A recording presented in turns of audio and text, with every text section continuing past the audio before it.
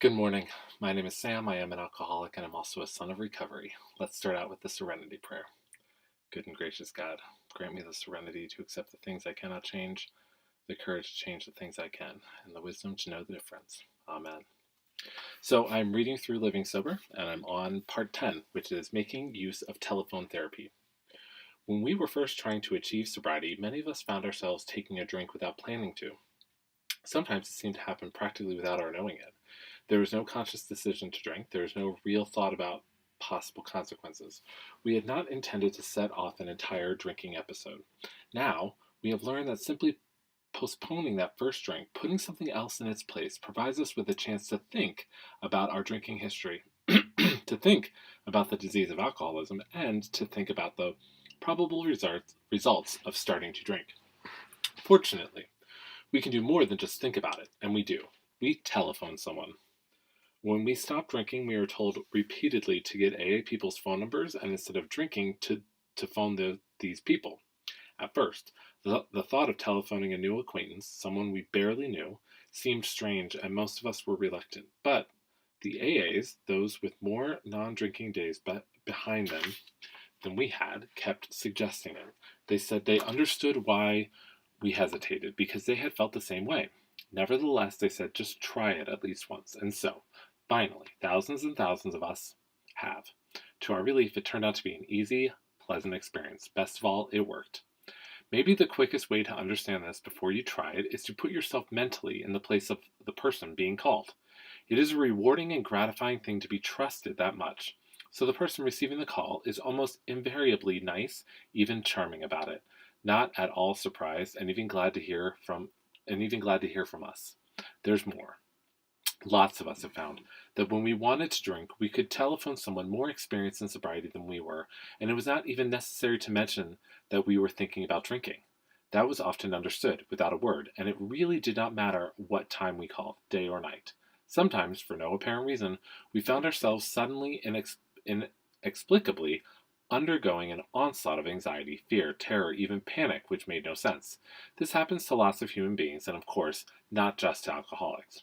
When we told the truth about the way we really felt, what we were doing, and what we wanted to do, we found we were perfectly understood. We got total empathy, not sympathy. Everyone we called, remember, had been in exactly the same boat some time or other, and they all remembered vividly.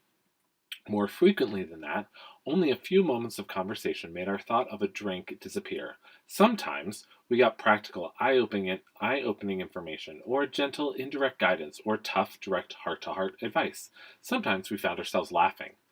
Observers of recovered alcoholics have noticed the extensive network of informal social contacts among AA members, even when we are not at AA meetings, and often when no one is thinking or talking or drinking. We found we can have about as much social life with each other as we want, doing together the usual things friends do, listening to music, chatting, going to plays and movies, eating together, camping and fishing, sightseeing, or just visiting in person or by note or telephone, all without the necessity of a single drink. Such acquaintanceships and friendships have a unique value for those of us who choose not to drink. We are free to be ourselves among people who share our own concern for the maintenance of a happy sobriety, without being fanatically against all drinking. It is possible, of course, to remain sober among people who are not recovered alcoholics. Even among those who drink a lot, though we will probably feel some social discomfort in their company. But among other sober alcoholics, we can be sure that our recovery from alcoholism is highly prized and deeply understood. It means a lot to these friends, just as their health is cherished by us. The transition to enjoyment of sobriety sometimes begins when, newly sober, we keep in touch with others equally at the game. At first, it often seems a little awkward to strike up friendships with people who have been sober for years. We are usually more at ease with those who, like ourselves, are just setting out toward recovery. That's why many of us make our first telephone calls about not drinking to our AA contemporaries.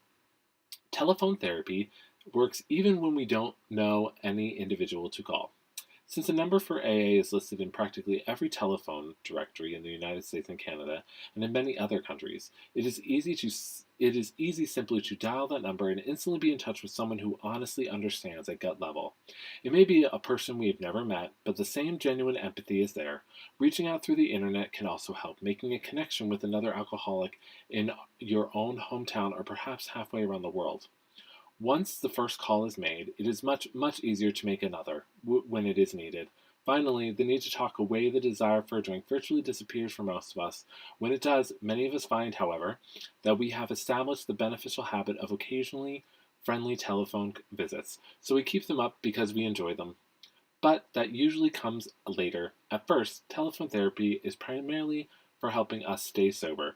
We reach for the phone instead of a drink, even when we don't think it will work, even when we don't want to. And that is part 10. And I love this part because, yes, making telephone calls in early sobriety is very important, especially with your sponsor. Although my sponsor will tell you that I never called him, not once. He and I text back and forth, and he and I met weekly and very regularly saw each other almost every day.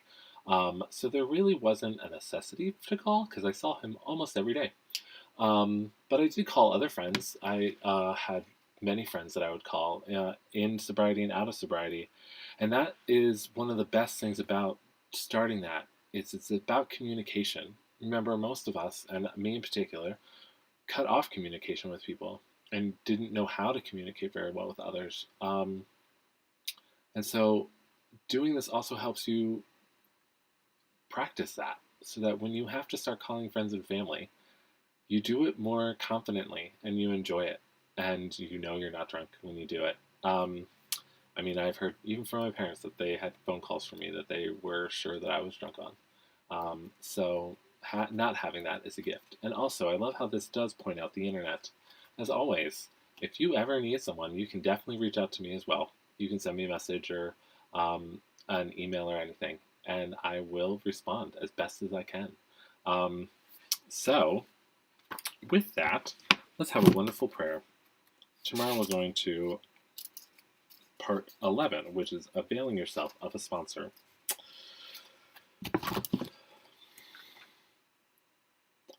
Here's a quick little prayer. Let's go completely. Do everything with a mind that lets go. Do not expect any praise or reward. If you let go a little, you will have a little peace. If you let go a lot, you will have a lot of peace. If you let go completely, you will know complete peace and freedom. Your struggles with the world will have come to an end. And so with that, if you have any comments, questions, or thoughts, or if you just need to reach out to another alcoholic, please feel free to leave any comment, and I hope you all have a blessed day. Thanks.